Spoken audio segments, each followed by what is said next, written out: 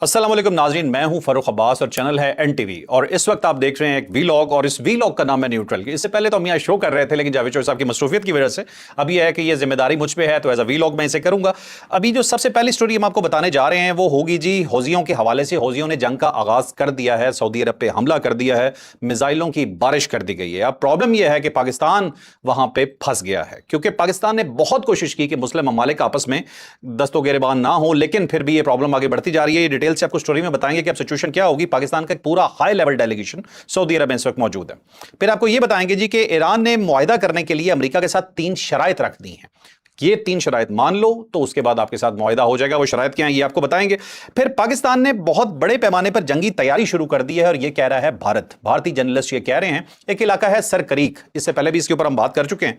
तो sir creek पे पाकिस्तान के हवाले से कुछ बहुत बड़ी खबरें दी हैं, और वो इंडियन साइड ने दी हैं। तो ये आपको बताएंगे कि आपकी फौज या पाकिस्तान इस वक्त वहां पर क्या कर रहा है। फिर आपको बताएंगे जी कुछ ऐसी खबरें, जावेद जोसेफ का एक शो स्टार्ट हुआ मौकफ के नाम से, उसके अंदर उन्होंने कुछ ब्रेकिंग न्यूज दी वहां जाके। मैं बड़ा इस चीज पे हैरान हुआ कि भाई आप अपने शो में जब यहां पे बैठे होते थे मेरे साथ, तो मुझे तो ये बातें आपने नहीं बताई। जैसे ही आपका शो स्टार्ट हुआ है तो वहां जाके आपने ब्रेकिंग न्यूज देनी शुरू कर दी है। बहरहाल जी बहुत बड़ी खबर है गवादर और कराची के हवाले से, ये बताएंगे जी कि क्या उन्होंने ब्रेक किया है। फिर आपको ये बताएंगे जी कि हमजा शहबाज अचानक छुट्टी पे क्यों चले गए हैं, और अब सूबों का बन क्या रहा है, कौन सी पार्टी इसके ऊपर तैयार है, कौन सी पार्टी तैयार नहीं है। तो ये जानिएगा आज के वीलॉग में। ये होगा आज का सारा हमारा वीलॉग। और डिटेल में जाने से पहले चैनल को लाइक, शेयर और सब्सक्राइब करना आपने नहीं भूलना। 1 मिलियन के हम बहुत करीब हैं, जल्द से जल्द वहां पे पहुंचाइए और हमें शुक्रिया का मौका दीजिए। अब चलते हैं डिटेल वीलॉग की तरफ।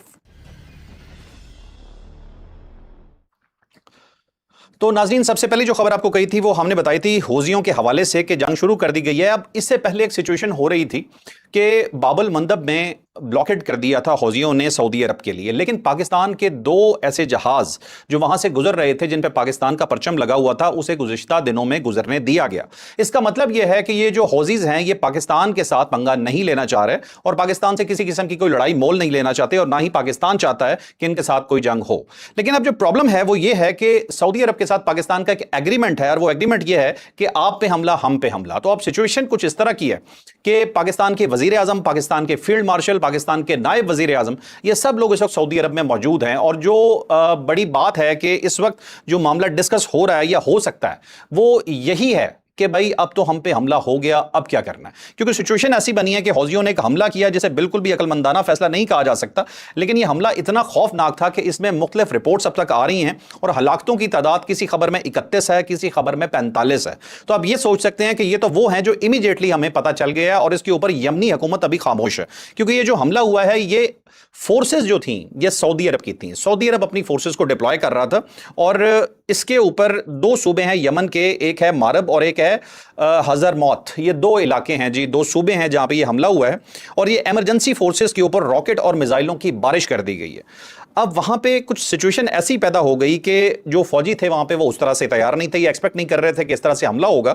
अब आपको ये पता होगा कि पाकिस्तान डायरेक्टली क्योंकि सऊदी अरब की सिक्योरिटी को देखता है, तो खुदा ना खास्ता ये भी एक डर है, अभी तक इसकी खबर मौजूद नहीं है, मैं आपको फिर कह रहा हूं कि उसमें कोई पाकिस्तान के लोग मौजूद ना हो, लेकिन अभी तक इस तरह की कोई खबर नहीं आई। और शुमाल मगरबी हिस्सा है लबनान का, वहां पे हौजियों का कंट्रोल है, और जो दूसरा इलाका है उसके ऊपर सऊदी अरब की सपोर्ट शामिल है। अब ये शुमाल मगरबी हिस्से ने समझें कि जो हमला किया है ये लबनान के दूसरे हिस्से के ऊपर हमला किया, और वहां पे जो हलाकतें हुई हैं ये सऊदी फौज थी उसकी हुई हैं। और इसके अंदर मकसद जो बताया है, अब तक हौजियों का जो बयान आ चुका है, हौजियों ने बता दिया है, उन्होंने कहा यहां पे एक बहुत बड़ी तादाद में फौज की तैनाती की जा रही थी, और उसका मकसद ये था कि हम पे एक बहुत बड़ा हमला करना है। उस हमले को प्लान कर रहे थे, तो उससे पहले ही हमने हमला कर दिया। इस हमले में फौजियों की बहुत शहादतें हो गई हैं, बहुत बड़ी तादाद में असला तबाह करने का भी दावा किया गया, और इसके अलावा वहां पर गाड़ियां वगैरह तबाह करने का भी दावा है। और इसके ऊपर सऊदी अरब अभी खामोश है, और यह खामोशी एक बहुत बड़े तूफान का पेश खैमा है। शायद वो यही इंतजार कर रहे हैं कि पाकिस्तान का रिएक्शन क्या होगा, और पाकिस्तान कैसे रिएक्ट करता है। क्या पाकिस्तान फिर मुसलमानों को जंग की तरफ जाने से रोक पाएगा, या पाकिस्तान को मजबूर होकर इस जंग में कूदना पड़ेगा, यह देखना पड़ेगा। लेकिन जिस दिन पाकिस्तान का वफ्द गया उसी दिन अगर सऊदी फौज पे इतना बड़ा हमला हो जाता है तो यह बहुत बड़ा लम्हा फिक्रिया है। तो आप ये सोचेंगे सिचुएशन कुछ अच्छी नहीं है, और अल्लाह ना करे कि ऐसी कोई खबर आए, लेकिन सिचुएशन ऐसी लग रही है कि शायद पाकिस्तान को इन्वॉल्व होना पड़ जाए। उसके बाद जी दूसरी खबर जो आपको बताएंगे वो होगी जी ईरान के हवाले से। अब ईरान का प्रॉब्लम यह है कि ईरान अपनी आवाम को सेटिस्फाई करने के लिए सिर्फ एक चीज मान नहीं रहा, और वो चीज ये है जी कि हम अमेरिका से मुज़ाकरात कर रहे हैं और अमेरिका मुसलसल कह रहा है जी कि हमसे मुज़ाकरात हो रहे हैं। अब दोनों में से कोई एक ही ठीक कह सकता है, लेकिन ये सिचुएशन समझ में आती है कि उनकी आवाम गुस्से में ना आ जाए। ऑलरेडी उनके बहुत से सियासतदान जो हैं वो अंडर प्रेशर हैं, वो पब्लिक में भी बाहर निकलते हैं तो उन्हें तनकीद का सामना होता है। एक आध दफ़ा जो उनके वज़ीर ख़ारजा हैं उन पर पथराव भी वहाँ पे हो गया था, और वहाँ की जो स्टैब्लिशमेंट आप कह लें या वहाँ के जो ज़्यादा ताकतवर हलके हैं वो इस चीज़ को पसंद नहीं कर रहे हैं। जो जेडी वैंस ने भी बोला, जो पिछले वीलॉग में मैंने आपको बताया था कि वहाँ पे एक हल्का ऐसा है जो चाहता है कि मुज़ाकरात हों और मामला हल की तरफ जाए, जबकि दूसरी जो पासदारान इनकलाब की साइड है उनका इशारा उस साइड पे था कि वो जंग चाहते हैं। तो अभी बहुत ईरान एहतियात से आगे बढ़ रहा है। शायद जो उनके सियासी लोग हैं वो चाहते हैं कि यह मामला बड़े तरीके से निपटाया जाए, तो वो अपनी आवाम को इस तरह से ये बात नहीं बता रहे कि हम मुज़ाकरात कर रहे हैं। लेकिन जो खबर आई है उसमें यह है जी कि 3 शराइत रखी हैं ईरान ने कि अगर आप ये 3 शराइत मान लेते हैं तो ये मुआहदा हो सकता है। अब जो पहली शर्त है वो ये है कि तेल की बरामद पर पाबंदी फौरी तौर पर खत्म की जाए। जो MOU हुआ था, इस्लामाबाद MOU जिसका नाम है, उसके अंदर ये बात तय हुई थी। ईरान ये डिमांड कर रहा है कि उसे फौरी तौर पे खत्म करें। नेवल ब्लॉकेट जो हो रही है उसे फौरी तौर पे खत्म किया जाए और लमल जंग बंदी कर दी जाए। तो ये हैं डिमांड्स जी इस वक्त। ये डिमांड्स अगर पूरी हो जाती हैं, जो बज़ाहिर ये लग रहा है कि पूरी होने जा रही हैं, तभी ये चहम गोइयां हो रही हैं कि आज या कल में एक बड़ा फैसला अनाउंस किया जा सकता है। लेकिन ईरान क्या मौकफ ले रहा है? ईरान ये कह रहा है कि हमारा जितना भी मामला तय हो रहा है वो ओमान के साथ तय हो रहा है। अब ओमान के साथ क्या तय हो रहा है मामला? वो ये है जी कि जो भी बैरी जहाज आता है और उसने खलीजी रियासतों की साइड पर जाना है तो वो ईरान का रूट लेगा, ईरान वाली साइड से जाएगा, दरमियान वाला रास्ता इस्तेमाल नहीं किया जाएगा क्योंकि वहां पे बारूदी सुरंगें हैं। और जिस जहाज ने भी उस साइड से वापस निकलना है, मतलब बहरे अरब की तरफ जाना है, क्योंकि ये पर्शियन गल्फ में है, पर्शियन गल्फ के अंदर ये सब कुछ मौजूद है, जिसमें आप कह सकते हैं कि ओमान और ये साइड से जो ईरान है, तो यहां से निकल के जब आगे बहरे अरब वाली साइड पे जाना है तो वो फिर ओमानी रास्ता अख्तियार करेगा आने और जाने के लिए। जो पीछे बहरा अरब है लेकिन आगे ये पर्शियन गल्फ स्टार्ट हो जाता है। तो इस तरह की कुछ अरेंजमेंट की जा रही है जिसे वक्ती अरेंजमेंट कहा जा रहा है। लेकिन पाकिस्तानी वजारत खारजा भी यही कह रही है कि अगर ये मामला तय हो जाता है नाए हुर्मज़ का, तो फिर आगे टॉक्स आसान हो जाएंगी। और पाकिस्तान ने यह भी माना है कि टॉक्स अभी थोड़ी बहुत चल रही हैं और उसके बाद पाकिस्तान ऑलरेडी, बात क्या मतलब, पाकिस्तान ऑलरेडी इसके अंदर इन्वॉल्व है और अभी वन ऑफ द मीडिएटर है और बात हो रही है। पाकिस्तान की इस मामले में खसूसियत है कि पाकिस्तान बोलता कभी नहीं है। आप खबरों को कभी गौर कर लीजिएगा, जितनी भी खबरें आज तक आई हैं इंटरनेशनल मीडिया में जो छपी हैं, उसके अंदर एक चीज लिखी जाती है कि खलीजी जो है सोर्सेस को कोट किया जाता है। आपने कभी किसी खबर में यह नहीं देखा होगा कि पाकिस्तानी सोर्सेस को कोट किया जा रहा है। पाकिस्तान सिर्फ मुज़्ज़िब रखता है अपना, कभी भी ये नहीं बताता कि हम क्या कर रहे हैं। हाँ, एंड रिजल्ट जब होता है वो पूरी दुनिया के सामने आ जाता है। और शायद पाकिस्तान की कामयाब सफारतकारी की वजह भी यह है कि प्रिडिक्ट नहीं कर पाता दुश्मन आपका, या जैसा इसराइल है इस वक्त, जो इस वक्त सैबोटाज करना चाहता है पूरे मामले को, तो वो जांच नहीं कर पाएगा कभी भी इस चीज की कि पाकिस्तान का नेक्स्ट मूव क्या है, पाकिस्तान कर क्या रहा है। तो ये सिचुएशन है जी। फिर आपको ये बताएंगे जी, जो इससे अगली खबर हमारे पास है वो भी बहुत बड़ी खबर है। और ये समझें कि मोदी जी की जो है ना, हमारे घटिया मोदी जी, उनकी टांगे कहां पर हैं जी। हम नरेंद्र मोदी के साथ क्या हो रहा है जी, आपको याद होगा इनका एक वजीर है जो इनका दिफा देखता है। वैसे तो उसका अपना दिफा भी काफ़ी कमज़ोर है, लेकिन बहरहाल जी वो एक साहब हैं, उन्होंने एक फरमाया था जी, सर क्रीक के ऊपर खड़े होकर जी की धमकियां दी थी और बड़ा इस तरह का कहा था जी कि हम तो हमला कर सकते हैं और वहाँ पर डेवलपमेंट्स अपनी कर रहे थे। अब ये होती है बेवकूफ़ नेशन या बेवकूफ़ पॉलिटिशियन या बेवकूफ़ इंसान जो है अपना मूव बता देता है कि हम क्या करने वाले हैं। जैसे पहले मैंने आपको बताया पाकिस्तान प्रोडिक्ट नहीं करने देता, इंडिया हर चीज़ अपने मुंह से खोल के खुद बता देता है। इन्होंने सर क्रीक के ऊपर कोई डेवलपमेंट रखी तो जारी बात है पाकिस्तान के भी कान खड़े हों, और मे बी ये हो सकता है कि पाकिस्तान पहले से ऐसा सोच रहा हो। अभी इंडियन जर्नलिस्ट ये रिपोर्ट कर रहे हैं कि पाकिस्तान ने बड़ी हैवी डिप्लॉयमेंट कर दी है सर क्रीक पे। सर क्रीक वो इलाका है जो पाकिस्तान की साइड से सिंध लगता है और भारत की साइड से गुजरात लगता है। अब ये दलदली इलाका है, यहां पे जब हाई टाइड्स होती हैं तो समुद्री पानी आ जाता है और उसके बाद उतर जाता है यहां से, और ये कुछ 96 किलोमीटर का टोटल इलाका बनता है जो जिसके ऊपर झगड़ा है। पाकिस्तान इस पूरे इलाके पर क्लेम करता है कि ये हमारा है, जबकि भारतीय कहते हैं कि नहीं जी इसमें हमारा भी हिस्सा शामिल है, जैसे पाकिस्तान मानता नहीं है। अब पाकिस्तान ने वहां पे अपनी मॉडर्न तरीन जिसे कहते हैं ना वॉरफेयर के इक्विपमेंट वो लगा दिए हैं, ये भारतीय कह रहे हैं। पाकिस्तान ने हाई स्पीड बोट्स वहां पे लगा दी हैं, पाकिस्तान की रॉकेट फोर्स वहां पे बहुत कुछ देख रही है। अब क्या कुछ देख रही है हमें मालूम नहीं, इनफैक्ट मुझे पता होता भी तो मैं शायद आपको ना बताता, लेकिन बहरहाल ये वो चीजें हैं जो दूसरे दावा कर रहे हैं कि ये पाकिस्तान वहां पे कर रहा है। उसके अलावा पाकिस्तान बड़ा हैवी इंफ्रास्ट्रक्चर डेवलप कर रहा है और जो पाकिस्तान की आर्मी मॉडर्नाइजेशन कर रही है उसकी कुछ चीजें वहां पे नजर आ रही हैं, जिसकी वजह से अब मोदी जी जो है वो थोड़ा सा कांप रहे हैं कि पाकिस्तान का प्लान क्या है।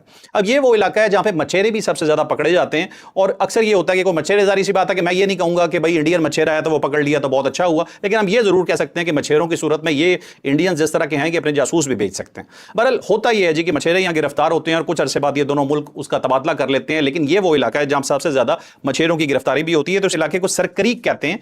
तो सरक्रीक के अंदर ये सारा मामला चल पड़ा है और पाकिस्तान वजरा हैवी डिप्लॉयमेंट कर रहा है और इंडिया का ख्याल यह है कि शायद पाकिस्तान इस दफा ये सरक्रीक लेना चाहता है।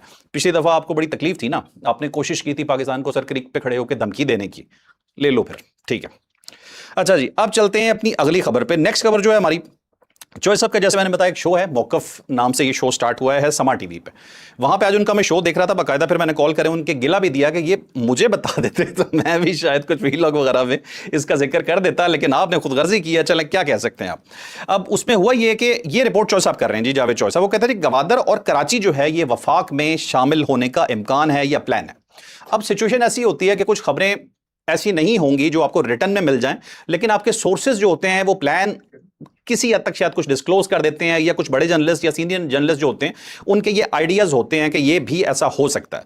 तो चौधरी साहब की ये खबर है, वो कहते हैं जी गवादर, क्योंकि अब देखा जाए जो गवादर है तो ये बलूचिस्तान में मौजूद है और बलूचिस्तान पे आपको पता है कौन कौन अटैक कर रहा है, इंडियन प्रॉक्सीज अटैक कर रही हैं, इसराइल भी इसके पीछे पड़ा हुआ है, चाइना की यहाँ पे इन्वेस्टमेंट हुई हुई है और पाकिस्तान की कामयाबी की ये की है। पाकिस्तान ये चाहता है कि गवादर को डेवलप करके आगे से आगे लेके जाया जाए और ये पाकिस्तान को बहुत ज़्यादा आगे ले जा भी सकता है, लेकिन दुश्मनों को भी ये बात पता है।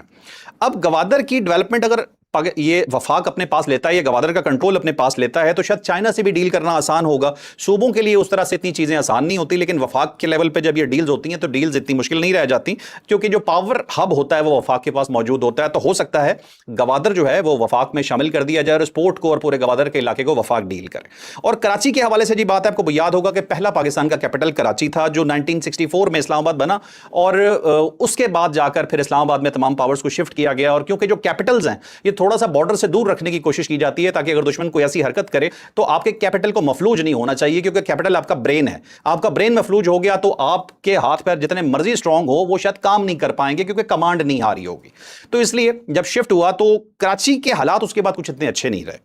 कराची में आपने देखा कि वहां पे क्राइम रेट आप जानते हैं, वहां के रोड स्ट्रक्चर के हालात आप जानते हैं। ये और बात है कि 2.5 करोड़ का एक शहर जो पाकिस्तान की, आप ये कहना कि सबसे ज्यादा पैसे कमा के देता है तो गलत नहीं होगा, बहुत इंपॉर्टेंट शहर है पाकिस्तान का, लेकिन जो उसकी हालत ज़ार है वो कोई इतनी अच्छी नहीं है। वहां के लोग भी जब आते हैं, पंजाब आते हैं, उनके लोग जब लाहौर को देखते हैं, इस्लामाबाद देखते हैं, तो उन्हें बड़ी चीज़ की कंप्लेन होती है कि यार ये रोड स्ट्रक्चर, ये सहूलियत हमारे पास क्यों मौजूद नहीं है। और उनका ये जायज़ गिला है। एक बच्चा जो कमा रहा है ना बैठ के, उसका ये गिला बनता है कि मेरे हालात क्यों अच्छे नहीं है। तो हो सकता है कराची को इन कुछ वजूहात की वजह से और मजीद कुछ ऐसी वजूहात जो शायद हम ना जानते हो, वफाक में लेने का प्लान हो सकता है और किया जा रहा हो। तो यह खबर आई है, जावेद चौधरी साहब की खबर है जी, गवादर और कराची जो है उसे वफाक में शामिल किया जा सकता है। उसके बाद पीटीआई ने हमायत कर दी है जी सूबा बनाने की जी। जो बैरिस्टर गौहर हैं उन्होंने कहा है जी कि बिल्कुल ये सूबे बनने चाहिए। अब आप देखिए जाए तो पीएमएलएन वो जमात है जिसके पास बहुत बड़े सूबे की कमांड है, पीपल्स पार्टी वो जमात है जिसके पास बहुत बड़े सूबे की कमांड है। दोनों इन कमांड्स को क्यों चाहेंगे कम हो, क्यों चाहेंगे उनका पावर अब खराब हो, जबकि पीटीआई का यह दावा है कि मेरे वोटर्स पूरे पाकिस्तान में फैले हुए हैं, वो किसी एक इलाके को मुख्तस नहीं समझते। और केपीके बहुत पहले से भी ये चाहता है कि उनके एडमिनिस्ट्रेटिव यूनिट्स अगर बन जाएं तो उन्हें इस पर एतराज नहीं है। आपको याद होगा फाटा तो ऑलरेडी उनका अलग था, तो उन्होंने तो पिछले दिनों ही उसे मर्ज किया, तो वहां ये प्रॉब्लम नहीं है। तो पीटीआई तो ऑलरेडी इसके हक में और मे बी इसे वो एक चिप भी समझ रही है कि अगर ये चीज हम स्टेट को देते हैं जी कि हम इसके लिए तैयार हैं, तो हो सकता है जी स्टेट हम पे भरोसा कर ले, जो बज़ाहिर होता हुआ नजर नहीं आ रहा। जो इमरान खान साहब ने पिछली अपनी पॉलिसीज रखी हैं तो स्टेट का उन पर एतबार करना नेक्स्ट टू इम्पॉसिबल नजर आता है। लेकिन वक्त है जी, कुछ भी नहीं कहा जा सकता इस दुनिया में, इम्पॉसिबल तो कुछ भी नहीं है, लेकिन पीटीआई की ख्वाहिश जरूर है। उसके बाद जी अब एक अच्छा खैर एक और बड़ी जबरदस्त उन्होंने बात बताई, मेरे नॉलेज में ये बात नहीं थी, कि पाकिस्तान को चलाने के लिए 122 बिलियन चाहिए, लेकिन पाकिस्तान का जो बजट है वो 67 बिलियन है। मतलब हम अपने आधे पे जिंदा हैं, कि मतलब आपके जिस्म को एक पूरी रोटी चाहिए लेकिन हमें मिल रही है आधी रोटी। उस आधी रोटी पे हमें जिंदा भी रहना है और परफॉर्म भी करना है। तो पाकिस्तान का जो फर्क है, ये जो डेफिसिट है पाकिस्तान का, ये जब तक कवर नहीं होता, चाहे वो किसी भी सूरत में से कवर हो, मतलब चाहे आपकी मदनियात निकलें, चाहे आप काम करें, आप तरक्की करें, कुछ भी करें, ये 50% समझे जितना ये जो पैसा बचा है, ये जब तक आपके पास नहीं आएगा तो आपके मुल्क में वो तरक्की नहीं हो सकती जो आप एक्सपेक्ट कर रहे हैं। ये भी एक अच्छा पॉइंट था, मैंने कहा आपके साथ जिक्र कर लूं।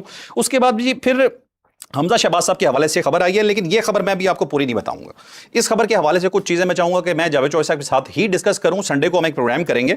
हमजा शहबाज साहब जब से आए हैं तब से ये सूबों का मामला तेज हो गया है। अब ये हमजा शहबाज ने तेज किया है या स्टेट को उनका बैठना पसंद नहीं आया है, अब ये दोनों चीजें आपको अभी नहीं बता रहा, ये तभी बताऊंगा, एक पूरी डिस्कशन होगी, क्योंकि चौधरी साहब के पास डिटेल मौजूद है। मेरी बदयांती होगी अगर मैं बता दूं, क्योंकि मैं इस खबर को पूरा जानता भी नहीं हूं। हाँ, इतना जरूर है कि हमजा शहबाज साहब फौरी तौर पर छुट्टी पर चले गए हैं, भेजा गया, मुझे नहीं मालूम। तो ये था आज का वीलॉग। लाइक शेयर सब्सक्राइब करना आपने बिल्कुल नहीं भूलना। इजाजत दीजिए, अल्लाह हाफिज, पाकिस्तान जिंदाबाद।